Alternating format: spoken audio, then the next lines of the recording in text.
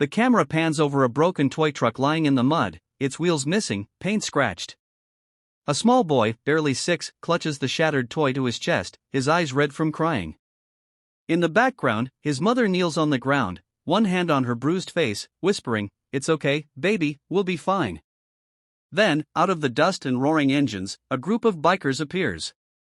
Their leather jackets glint under the sun, patches reading "Steel Brotherhood MC."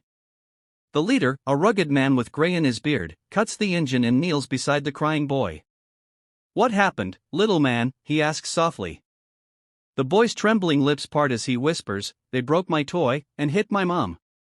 The leader looks up, eyes narrowing toward the old, rusted factory at the edge of town, smoke still rising from its chimneys. The bikers exchange glances, rev their engines, and one growls. No one hurts a mother and gets away with it. The music rises. Engines roar. The screen fades to black as the words appear. Backhand index pointing right, "They broke my toy and hit my mom." Then the bikers rode toward the factory. The small town of Brookville had always been quiet, a place where people knew each other by name and kindness still meant something.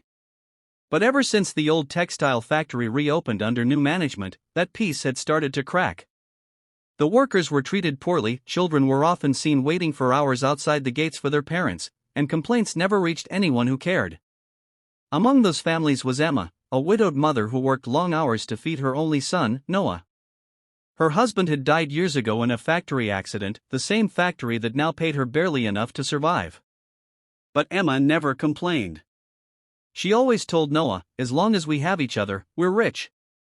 One bright afternoon, Noah was playing with his favorite toy truck, a small, faded blue one that his late father had given him. He raced it along the dirt road while waiting for Emma to finish her shift.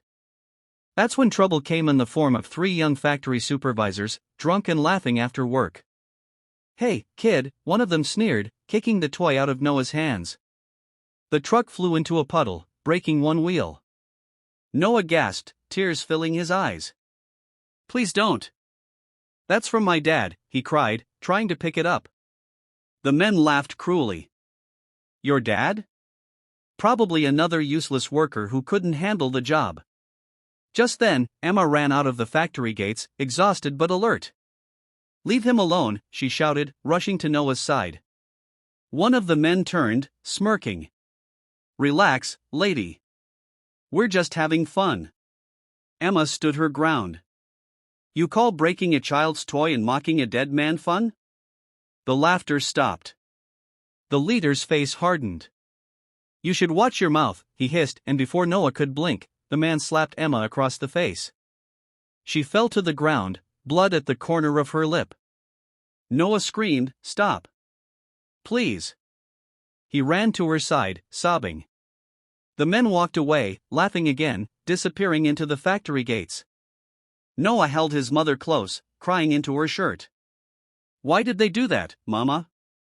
Emma brushed his hair gently, her own tears falling silently.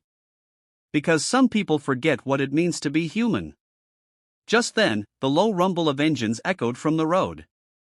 A group of bikers, leather jackets glistening, slowed down as they saw the scene: a crying boy, a bruised mother, and a broken toy in the dirt.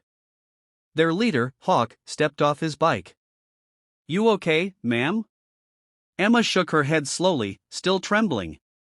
Noah looked up and whispered, "They broke my toy and hit my mom." Hawk's eyes darkened. "Who?" Noah pointed toward the factory. "Them, inside." The air went cold. Hawk turned to his crew, a dozen strong. "Mount up, brothers." Engines roared to life like thunder. As they headed toward the factory, the camera lingers on Noah clutching his broken truck, whispering, "Thank you." The bikers rode like a storm, dust swirling behind them, their leather vests flashing under the afternoon sun. Inside the factory, the 3 men were still laughing near the loading area, unaware that justice was riding straight toward them. Hawk stopped his bike at the entrance, his boots hitting the ground hard. The workers froze. Everyone knew the Steel Brotherhood. They weren't outlaws. They were protectors, men who once lived rough lives but now defended those who couldn't defend themselves. Hawk's voice boomed across the yard, "Where are the men who hit a woman and broke a child's toy?" Silence. Then nervous murmurs. The three men stepped forward, smirking. "What's it to you, old man?" Hawk walked closer, calm but dangerous. "You think hitting a mother makes you strong? That breaking a kid's memory of his father makes you men?" One of them scoffed. "She's just a worker. Who cares?" In a flash, Hawk grabbed him by the collar, slamming him against a crate. "I care," he growled. "And now, you're going to make this right." The other bikers surrounded the group, not with violence, but with presence. Everyone in that factory could feel the weight of justice in the air. Hawk released the man and turned toward the factory manager, who had come running. "You allow your people to abuse workers and their families?" he demanded. The manager stuttered, I didn't know." Hawk pointed toward Emma, who had followed behind, holding Noah's hand. "That woman works her bones for you. And you let trash like this treat her like nothing." The bikers didn't throw a punch, they didn't need to. Their silence, their unity, and their sheer presence forced the factory to act. The three men were fired on the spot, and the manager publicly apologized to Emma and Noah. But the story didn't end there. The bikers, moved by what they saw, decided to take it one step further. A week later, Emma was offered a better job thanks to Hawk's connections. And when Noah woke up one morning, he found a brand new toy truck on the porch, with a note that read, "For the little man who reminded us what courage looks like. The Brotherhood." Tears filled Emma's eyes as she hugged Noah. For the first time in years, she felt safe. As the bikers rode away down the road, Hawk looked back one last time and whispered to himself, "Some fights aren't about revenge, they're about restoring respect." The camera zooms out, the engines fade, and the screen darkens with the words, "Backhand index pointing right, always stand for those who can't stand for themselves."